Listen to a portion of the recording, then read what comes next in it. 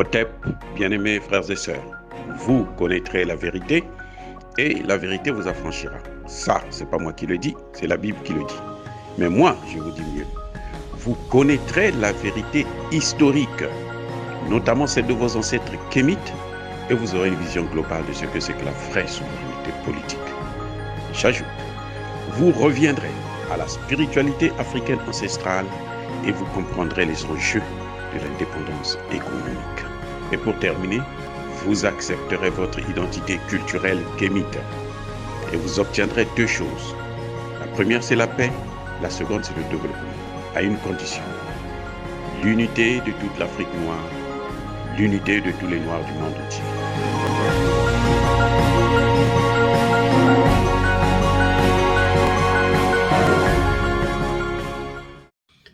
Otep à tous, bienvenue sur la chaîne des panafricanistes par essence, par conviction et par excellence.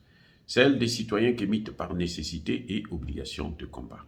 Nous sommes une chaîne qui n'est guidée que par nos ancêtres et rien que par les ancêtres qui appartiennent à l'égrégore du monde noir. Par conséquent, nous ne croyons en aucun Dieu venu de l'étranger.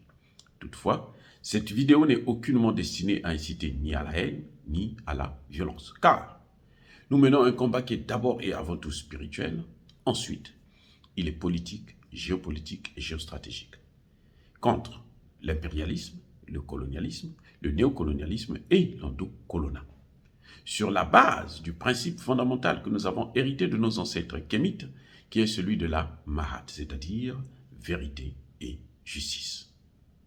Vous êtes donc en droit de connaître la vérité et nous avons l'obligation de vous dire la vérité et rien que la vérité, afin que justice soit rendue au continent africain.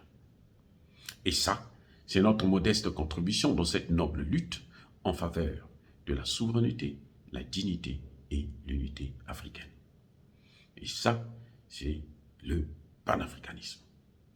Bien-aimés frères et sœurs, aujourd'hui nous allons parler de façon très lapidaire du mécanisme, ou si vous voulez, du processus de recolonisation qui a été mis en place par les Occidentaux, et notamment par la France. Comment veulent-ils recoloniser l'Afrique? Quels sont les moyens qu'ils ont pour nous recoloniser? Quelle est la procédure qu'ils utilisent pour nous recoloniser? Ils ont essayé cette procédure à plusieurs reprises, ça a marché dans certains cas et ça a échoué dans d'autres. C'est le cas de la Libye, c'est le cas de la Côte d'Ivoire, c'est le cas de la Centrafrique et c'est le cas du Mali. Le processus, il est simple. D'abord, il commence par instrumentaliser la classe politique. Il s'infiltre dans cette classe politique. Il contrôle les leaders politiques, à commencer parfois par le président de la République et son premier ministre. Ce sont eux qui dictent la politique que doit suivre le pays. Et malheureusement, nous avons une tare en Afrique, c'est que ceux qui font la politique ne sont pas des experts en politique. Ils n'ont jamais étudié la science politique. Ce sont des économistes, ce sont des juristes, ce sont des médecins, ce sont des sociologues, des psychologues, des paysans et autres qui ont une certaine popularité, qui font la politique dans nos pays. Donc, ils font la politique comme M. de Jourdain faisait de la prose, sans le savoir. Ils font la politique sans maîtriser les tenants et les aboutissants. C'est pour ça qu'ils sont facilement manipulables, parce qu'ils ne connaissent même pas pour la plupart l'histoire de nos pays, de nos cultures, de nos communautés. Ils font de la politique parce que c'est le moyen le plus facile d'accéder au pouvoir et c'est le moyen le plus facile de s'enrichir. Bien sûr, par la corruption, parce qu'un homme politique sérieux ne peut pas être riche. On ne s'enrichit pas avec la politique, sauf si on est corrompu. La politique n'enrichit personne. Parce qu'un homme politique ne vient pas pour se servir, mais pour servir un peuple.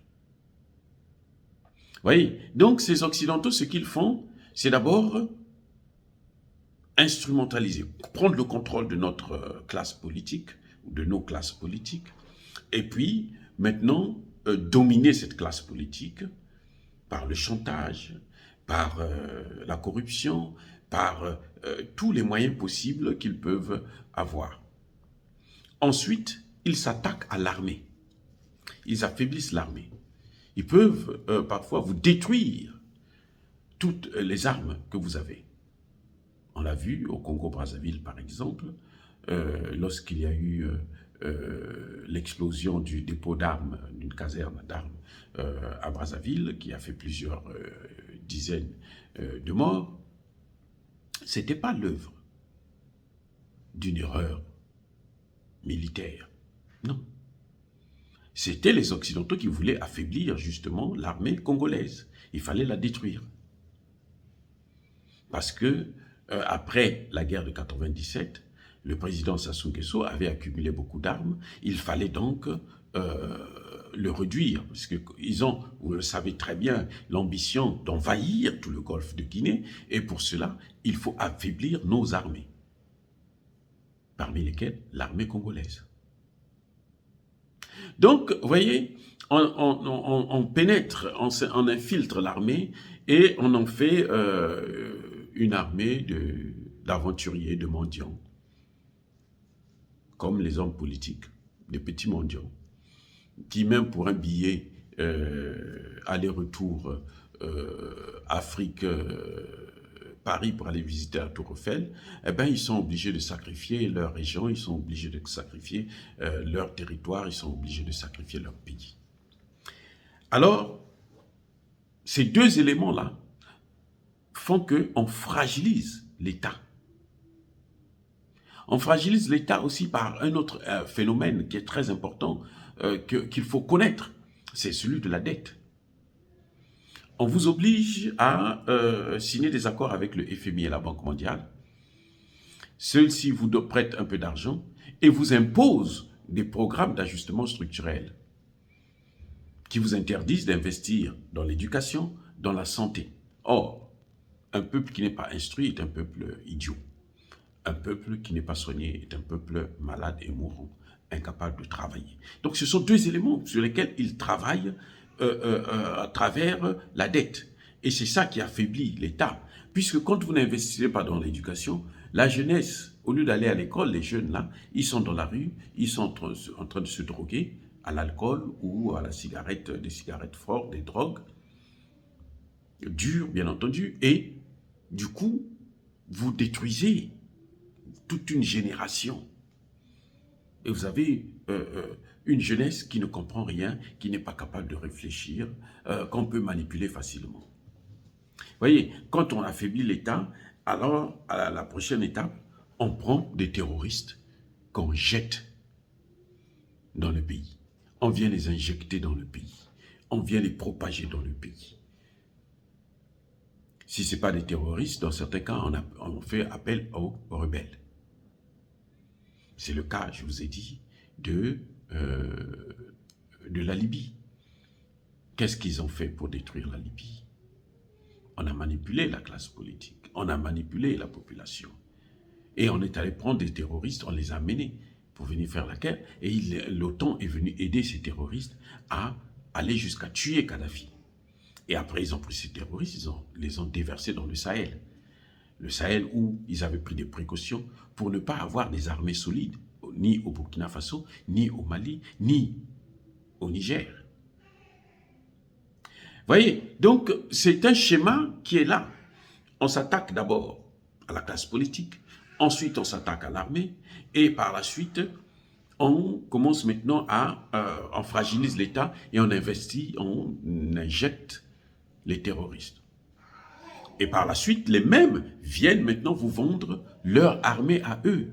Ils viennent vous vendre les résolutions des Nations Unies qui leur donnent l'autorisation de rester chez vous, de contrôler votre pays, de contrôler vos institutions, de contrôler toute la nation et de faire de vos pays des simples objets, des simples territoires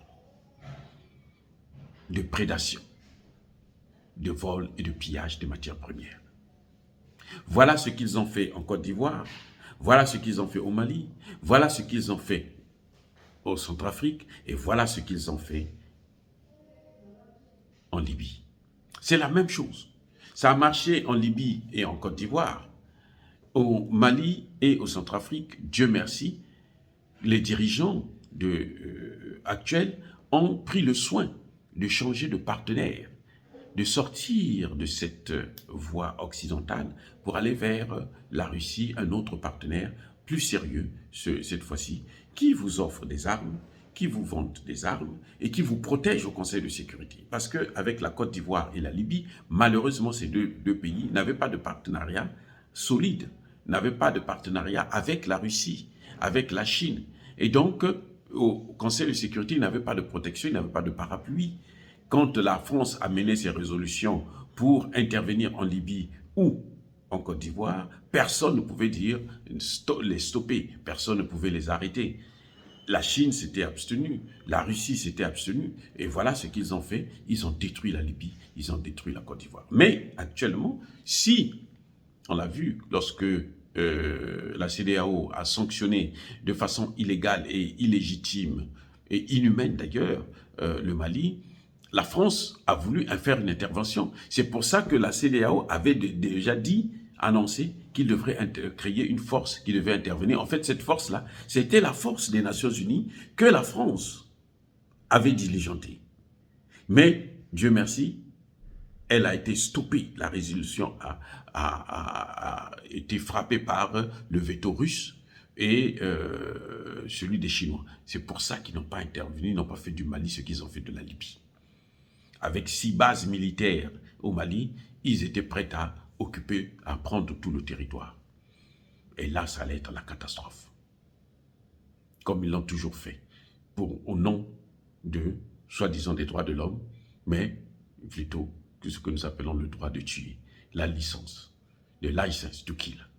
C'est ça qu'ils ont, en fait, en Afrique. Ils ont le droit de faire tout ce qu'ils veulent de nous. Et c'est ce que nous, les panafricanistes, nous essayons de stopper, de mettre un terme. Oh, bien-aimés frères et sœurs, voilà à peu près comment ça se passe. C'est un schéma qui est classique pour les Occidentaux. C'est ce qu'ils veulent faire maintenant dans toute la région du Golfe de Guinée. Ce sont eux qui envoient les terroristes, ce sont eux qui manipulent la population, envoient des rebelles, ce sont eux qui divisent ces peuples pour qu'ils puissent se battre.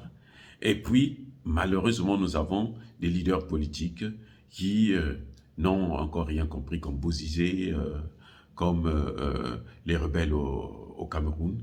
Et ça entraîne des difficultés, l'affaiblissement de l'État. Et là, eux maintenant, ils apportent ils viennent comme pompiers.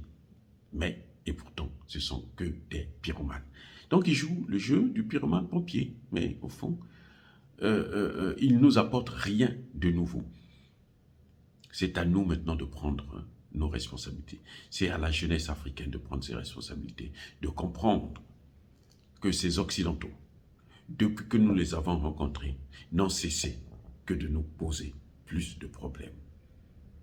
Ils ne sont jamais venus pour négocier avec nous, pour travailler avec nous dans la paix. Ils sont toujours venus pour nous piller, pour nous dominer, pour nous coloniser, pour nous prendre pour des esclaves. Et c'est ça que l'histoire retient, même si on veut la cacher. Mais la réalité, c'est celle-là. Alors, bien-aimés frères et sœurs, est-ce que dire cela, c'est inciter à la haine ou à la violence? Non. Nous sommes une force tranquille. Ya Bakolerve, Ya Malembe. Soyez bénis par le Dieu des Kémites. J'ai dit et j'assume.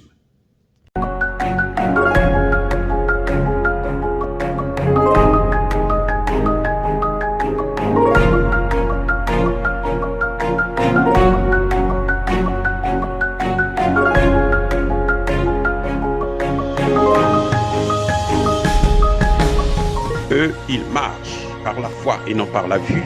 Mais moi, je vous conseille vivement de marcher par la connaissance scientifique et historique, notamment celle de nos ancêtres kémites, par les 5 sens et par l'intelligence. Otep, vive l'Afrique éternelle et que Dieu vous bénisse. Abou Apia.